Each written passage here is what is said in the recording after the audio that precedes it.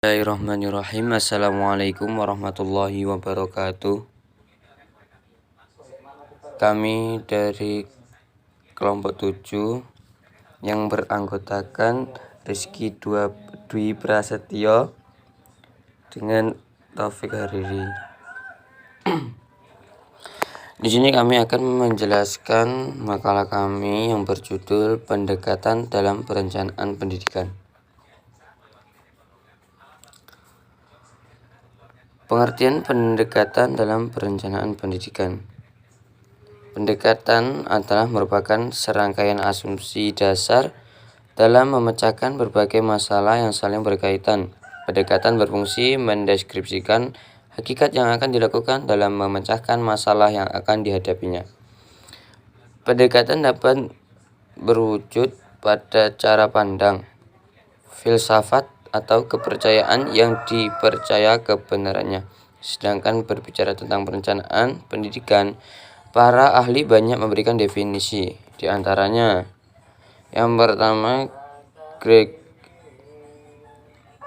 bahwa a simple definition of educational planning is the process of preparing decision for action in the future in the field of education development.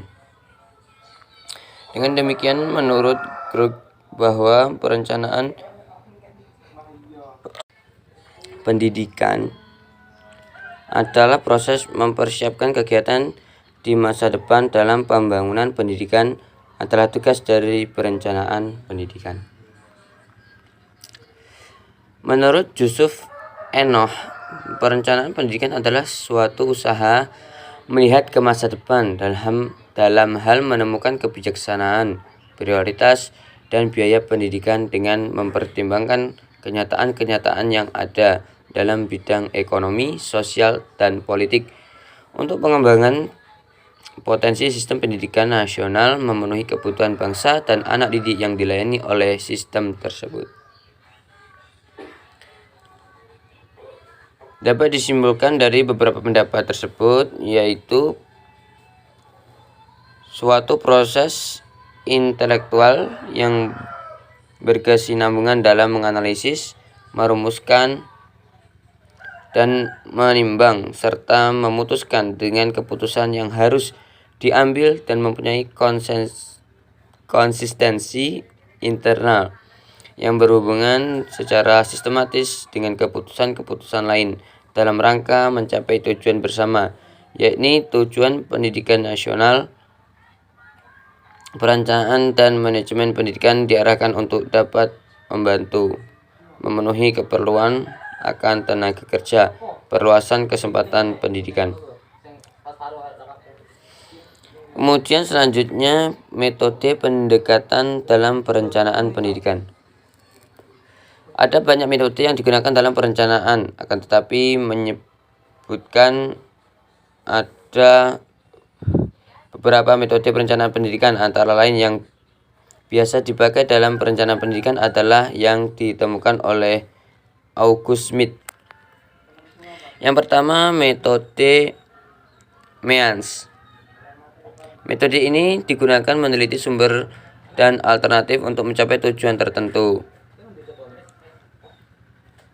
Yang kedua, metode input-output analisis. Metode ini dilakukan mengadakan pengkajian terhadap interrelasi dan interdependensi berbagi komponen, masukan dan pengeluaran dari suatu sistem.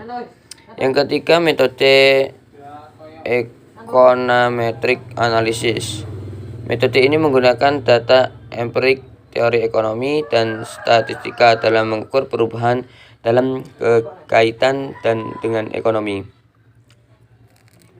Yang keempat, metode cause effect diagram. Metode ini digunakan untuk perencanaan dengan menggunakan sekuensi hypotetik untuk memperoleh gambaran tentang masa depan. Yang kelima, metode Delphi. Yang keenam, metode heuristik atau prosedur penelitian ilmiah. Yang ketujuh, metode life cycle analysis.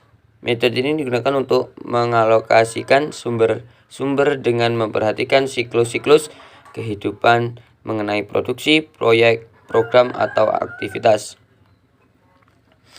Kemudian metode value added analysis atau analisa nilai tambahan. Metode ini digunakan untuk mengukur keberhasilan peningkatan produksi atau pelayanan. Dengan demikian, kita mendapatkan gambaran singkat tentang kontribusi dari aspek tertentu terhadap aspek lainnya. Kemudian selanjutnya macam-macam pendekatan dalam perencanaan pendidikan. Yang pertama, perencanaan dengan pendekatan kebutuhan sosial.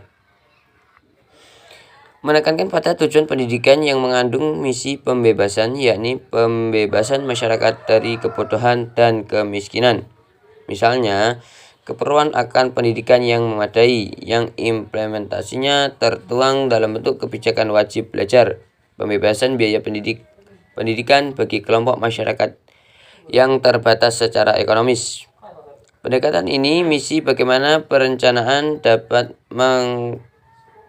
mengakomodir agar semua orang dapat memperoleh pendidikan yang memadai dengan pembiayaan wajar. Yang kedua, manpower planning approach, menekankan pada kesesuaian atau relevansi antara lulusan satuan pendidikan dan keperluan akan tenaga kerja di bidang-bidang. Implementasinya tertuang dalam kebijakan. Proses pendidikan dipandang sebagai wahana untuk mempersiapkan peserta didik menjadi sumber daya manusia yang terdidik yang baik, yakni sumber daya manusia yang kreatif, inovatif, kompetitif, memiliki sikap dan kepribadian yang unggul, serta memiliki keterampilan hidup yang memadai untuk hidup mandiri dan mengembangkan dirinya. Yang ketiga, cost benefit approach, menekankan pada analisis untung rugi yang lebih bersifat ekonomis dan berlandaskan pada konsep investment in human capital. Pendidikan dipandang sebagai inventaris sumber daya manusia yang akan mendatangkan keuntungan yang dapat diukur dengan nilai moneter.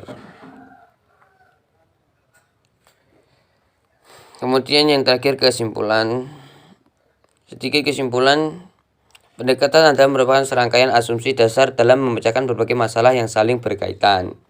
Definisi perencanaan pendidikan apabila disimpulkan dari beberapa pendapat tersebut adalah suatu proses intelektual yang berkesinambungan dalam menganalisis, merumuskan, dan menimbang serta memutuskan dengan keputusan yang diambil dan mempunyai konsistensi internal yang berhubungan secara sistematis dengan keputusan-keputusan lain dalam rangka mencapai tujuan bersama, yakni tujuan pendidikan nasional.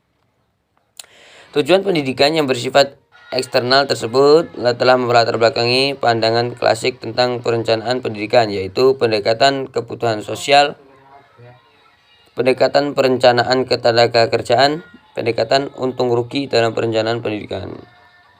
Pemerataan kesempatan untuk memperoleh pendidikan merupakan upaya pembebasan yang bersifat politis dan merakyat, sementara peningkatan efektivitas dan efisiensi penyelenggaraan pendidikan merupakan prasyarat bagi terwujudnya pemenuhan keperluan akan tenaga kerja dan perluasan kesempatan untuk memperoleh pendidikan. Mungkin hanya itu yang dapat kami sampaikan, kurang lebihnya kami mohon maaf. Kami akhiri, wassalamualaikum warahmatullahi wabarakatuh.